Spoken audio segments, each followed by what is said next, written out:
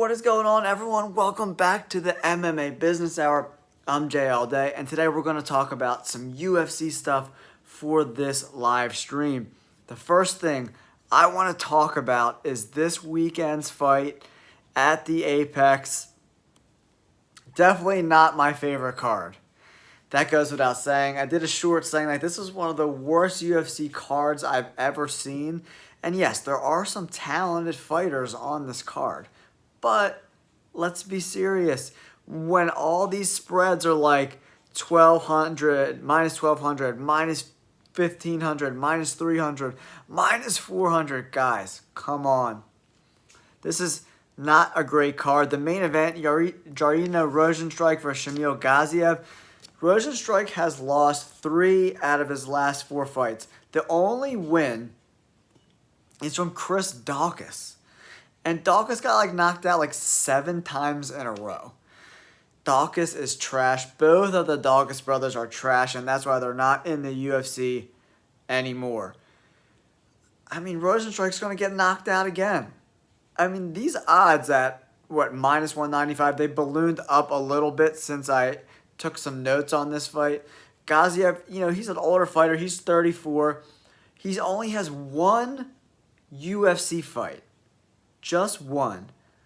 And then he's going to be headlining an Apex card. I just think the UFC does themselves a terrible injustice with these Apex cards, man.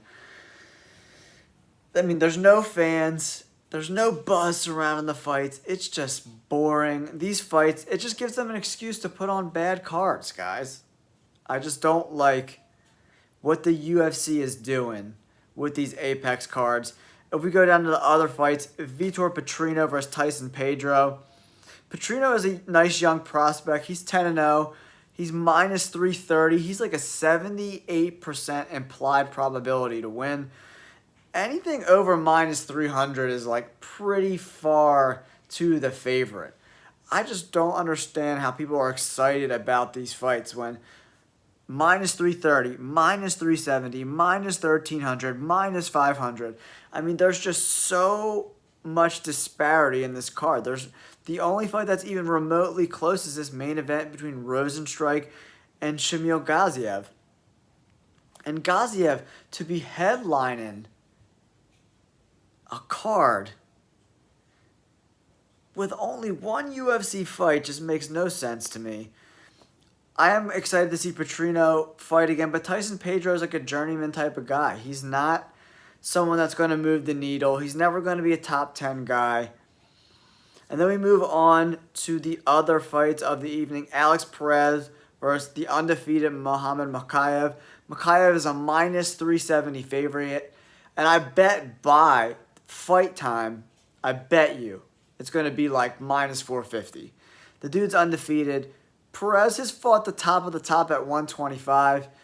And Mokaev's, as you can see by the way this betting line is moving, Mokaev should easily win this fight. I think we're going to see a lot of dominant performances from everybody. From everybody on this card that's a favorite. I don't really see too many underdogs that are live dogs in this at all whatsoever. Next, we have Umar Nurmagomedov versus Baskat Al-Makan. This is Makan's first fight in the UFC. And he's drawing Umar? Really? You couldn't find anybody other than this guy to fight Umar? He was going to fight Corey Sandhagen. Now he's fighting a guy that has never fought before in the UFC. Minus 1,300. 2 days ago, it was minus 1,600. So the odds have come down a little bit. But man, this card, I don't care what anyone says. You might be excited for Umar to fight or Petrino to fight, but they're fighting tomato cans. It's not going to be good fights. So I just don't understand why people are excited for this fight.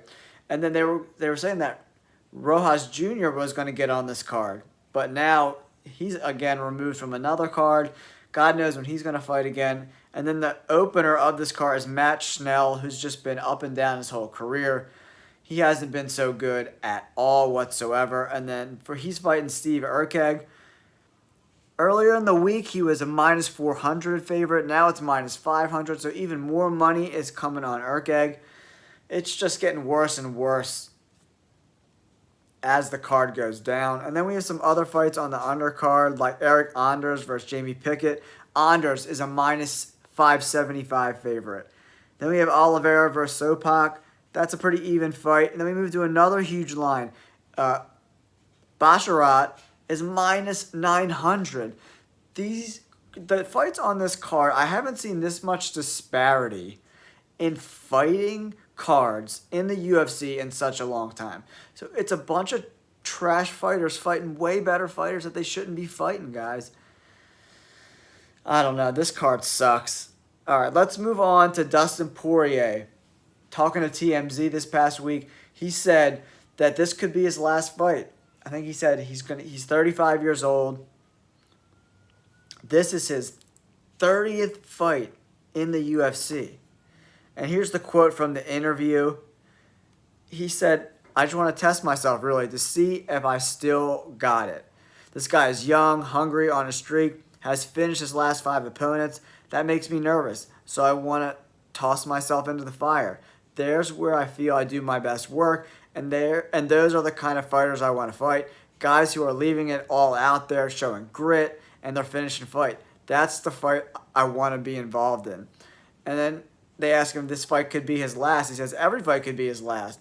Every fight. He said, "I'm 35 years old. This is my 30th UFC fight." The dude has been... Poirier has fought everybody for a really long time. 30 UFC fights. Say he averages 3 fights a year. That's 10 years in the UFC. Fighting 3 times a year on average. It's pretty incredible, man. Whether this is Poirier's last fight in the UFC, we'll have to see. But he's fighting a super, super tough guy in Saint Denis. It's going to be a tough fight.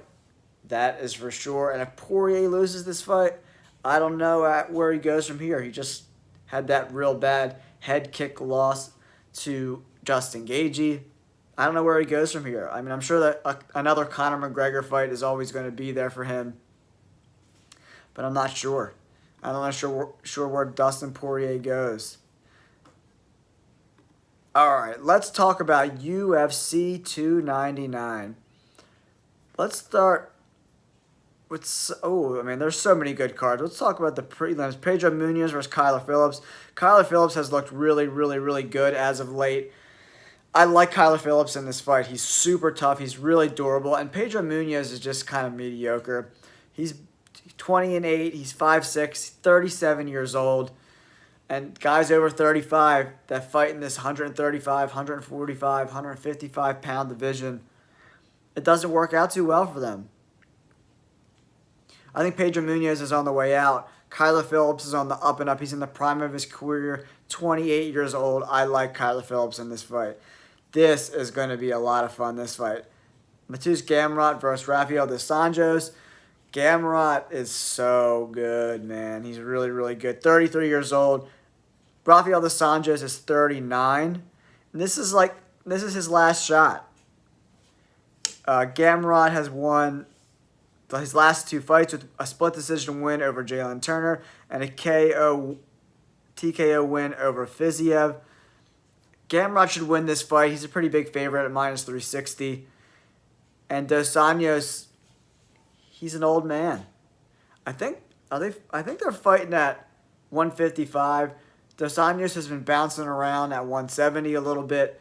If he wants to make another run at 155 pounds, Dos Anjos has to win this fight. He's coming in at a plus 275 dog. At 39 years old, it's a huge task. I think Gamrot's going to take him down and beat the crap out of him. I like Gamrot here. Then we have a women's fight. Barber versus Sermonara. This is going to be a good fight. Caitlin has been around for a really, really long time. Really, really long time. She's won 4 out of her last 5 fights. She lost to Furiat via decision. A lot of decisions for Caitlin. Macy Barber, she's kind of had her ups and downs a little bit too in her UFC career. This is at the 125-pound division. Barber is 13-2. This is going to be a closer fight, but I like the younger fighter here. Maycee Barber is winner of her last 5 fights. A bunch of split decisions and unanimous decisions in there that could have went either way. That fight against Lee and Maverick, both split decisions that she barely won. Barber's 25 years old. She still has a lot to learn as a fighter. And Caitlin's at 35 years old. I'll take the 25-year-old over the 35-year-old with similar skills. I like Barber at -190. And then we have a heavyweight bout between Curtis Blades and Jailton Almeida. Almeida has been an absolute beast, man. I think the winner of this fight is right in title contention. We don't know when anyone is going to fight for this vacated heavyweight belt. I mean, not vacated, but it's like it's vacated because John Jones and Stipe are going to be like 65 years old by the time they fight. And the interim title holder is just waiting around. Tom Aspinall just waiting with his finger up his butt. It sucks, man. It sucks at the heavyweight division. Sergey Pavlovich needs a fight. I would like to see him fight Cyril Gane. That would be a good fight in the heavyweight division. Blades has really good wrestling, but he hasn't been wrestling. He didn't wrestle against Pavlovich until it was too late, before he got KO'd. He's been getting smashed a lot. He gets KO'd all the time. Jailton Almeida is a super takedown guy as well with great submissions. This is a pretty even fight, but I like Jailton Almeida in this fight to get the W. And then we move on to the main card of UFC 299. An event that, I mean, it doesn't get much better than these fights, guys. We got Petr Yan versus Song Yadong. Petr Yan needs a big win here, man. He really needs a big win. Height, weight, reach, virtually identical. They both throw a lot of significant strikes landed per minute, both around 5. Petr Yan shoots more takedowns than Song Yadong does. Petr Yan needs a big win. He lost a split decision to Sterling, lost a split decision to O'Malley, lost a unanimous decision to Merab. He's on quite the skid, man. He's lost 4 of his last 5 fights. Petr Yan needs a win. Petr Yan needs a win more than ever right now. Let's see, Mr. Song Yadong. He's a really good fighter, man. I think he fights a Team Alpha Male. He's a really, really, really good fighter. He had a big win over Chris Gutierrez, a big win over Ricky Simone. He got TKO'd by Corey Sandhagen, and he beat Julia Arce and Marlon Moraes. The dude's got a lot of power. This should be a really, really good fight. If I'm a bettor, I'm staying away from this fight for sure. But Petr Yan hasn't been fighting with a lot of confidence lately. I like Song Yadong in this fight to get a W, unanimous decision. Then we have Gilbert Burns versus Jack Della Maddalena. Gilbert Burns is coming off that loss to Belal Muhammad, unanimous decision. He did jack up his shoulder early in that fight and was kind of hanging along, unfortunately. That was a big loss for Gilbert Burns. He had a title fight with his name on it if he beat Belal Muhammad, but he lost. Jack Della Maddalena did not look good in his last fight. So Gilbert Burns has a chance to get right here. The odds are coming in pretty much even, but Gilbert Burns is getting up there in age. 37 years of age. Jack Della Maddalena, 27. He didn't impress me in this last fight. I like Gilbert Burns to win a unanimous decision in this fight. And then we get the UFC debut of Michael Venom Page versus Kevin Holland. This is going to be a striker's dream. If you like big UFC striker matches that no wrestling is going to happen at all, look for this fight. Kevin Holland versus Michael Venom Page. It's crazy. It's crazy. This fight's going to be absolutely insane. It's going to be so crazy. Kevin Holland has a ton of experience in the UFC. Michael Venom Page has fought lesser competition, but it should be a good fight. They both have, it's crazy that Kevin Holland has the recent advantage, 81 to 79 inches. They're identical in height, identical in weight. Venom Page is a lot older than I thought, 36 years of age. I like Kevin Holland to get the W here and be the spoiler.